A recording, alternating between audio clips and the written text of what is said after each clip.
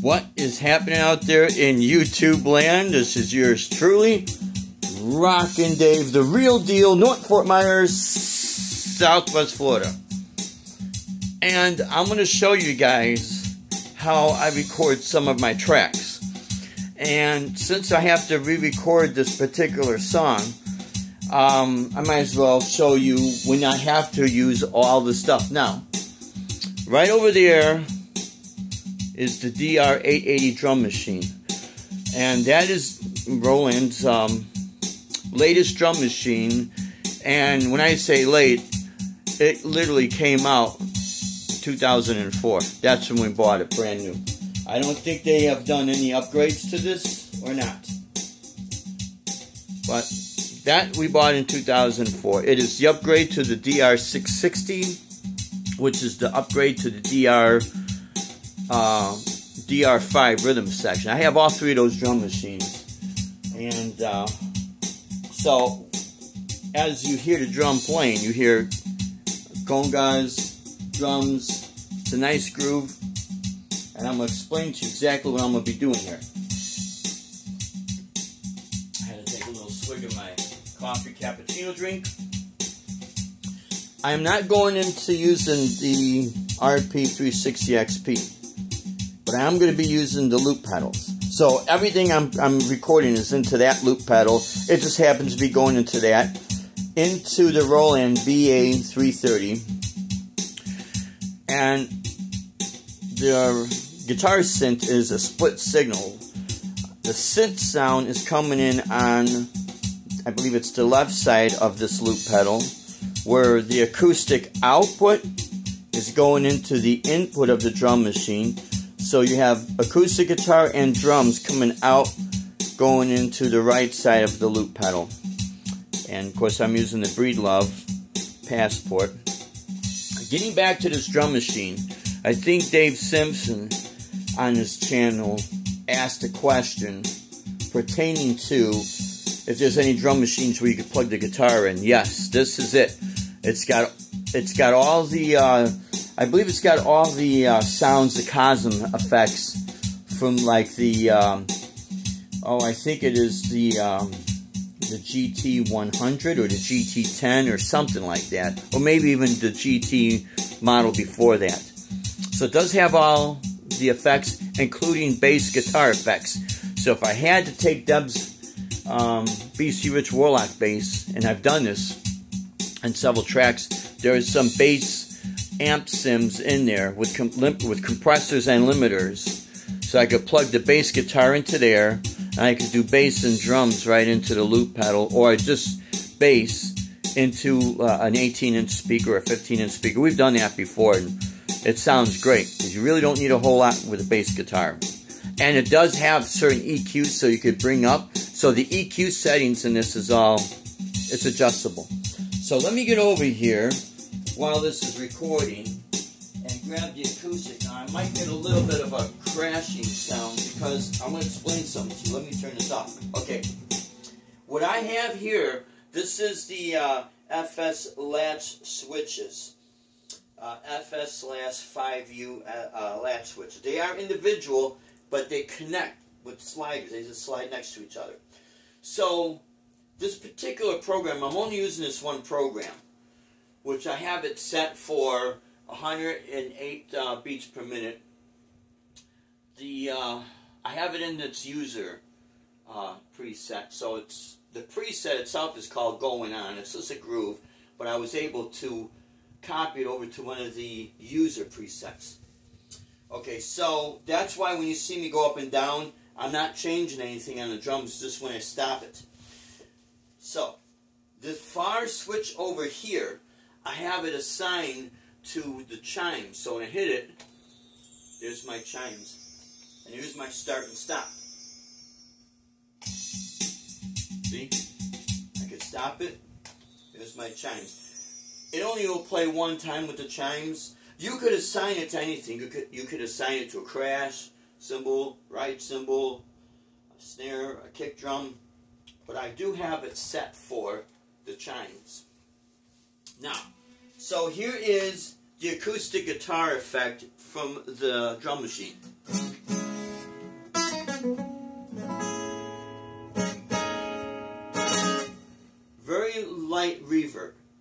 Okay, a little bit of coarse.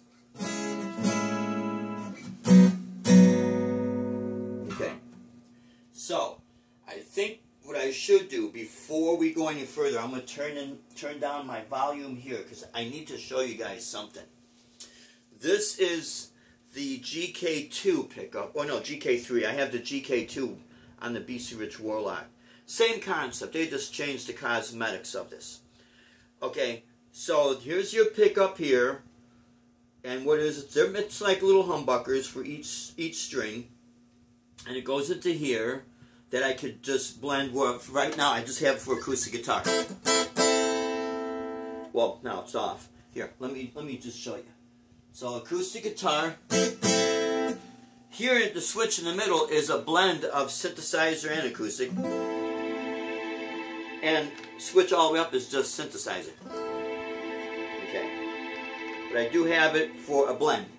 Now I want to show you something here because people think that this chord that you need to use is a MIDI chord. It's not MIDI. Let me take this off. If you could see this, that's a 13-pin chord. It's not MIDI. MIDI is 5. Like 5 pins. This is 13. I hope you guys could see this. Let me see. I want to make sure you guys could see this. Yeah. See? It is 13 pins. You see that? There's 13 of them. The reason why there's 13, 12 of them is for each string on the guitar. So my educated guess, from when I had to do HVAC and deal with electronics a little bit, the reason why you have 12, you have 2 conductor lines for each string. Line going in, line coming out. Okay, so that's why I have 12. The reason why you have 13, the 13th pin cord, little wire there, I think that's your ground. So, another feature, this is the GR55 guitar synth. You have a tuner that you could tune. You can see all 6 strings all at once. It says it's a little off, but I tested it with each string, and it's actually on. So it's not off tune. Okay, so now I'm going to bring this up. I'll make sure I'm not peeking here. Okay, I'm not there. Okay. Now, so here's the process. I want to make sure I got soft strings, even though it says 80s stacked piano. When I bring the foot down, so you hear the piano while I got the foot switched down. When I bring it up, that means you get piano and strings. When I bring the foot up, it's just strings. See? Just strings. That's what I want. Okay, so without any further ado, I'm going to lay down simultaneously drums, acoustic guitar, and string pads. And we're going to see if we get through this without making any mistakes. Okay, so here we go. 1, 2. Make sure that we're set.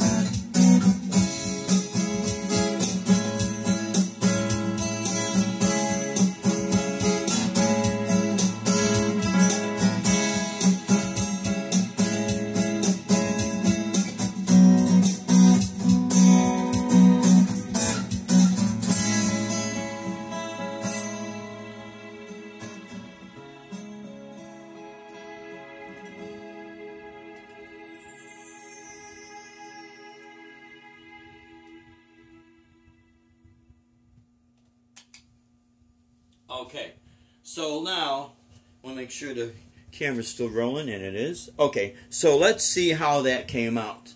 Okay, this might be a little bit of a long video, but just bear with me because this is a process. I have not saved it into this loop pedal because now I have to listen to and see if I'm absolutely satisfied with the recording.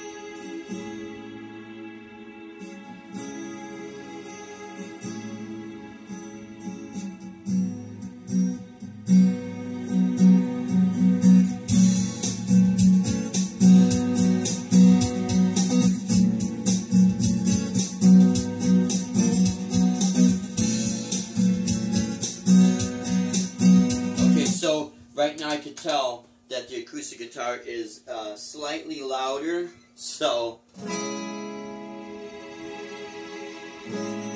what I want to do is go ahead and re-record it. You see, this is the process of all this. Okay, so what I'm going to do, I'm going to stop this video right now. This will be part 1, okay? So you guys get the idea. Part 2, I'll come back and I'll have it clean, and then I'll show you how I lay down the bass. So, again, thanks for watching, my friends. Get ready for part 2. You don't want to miss it, my friends. Trust me, this is not all brand new gear, but this is what you could do with all this stuff.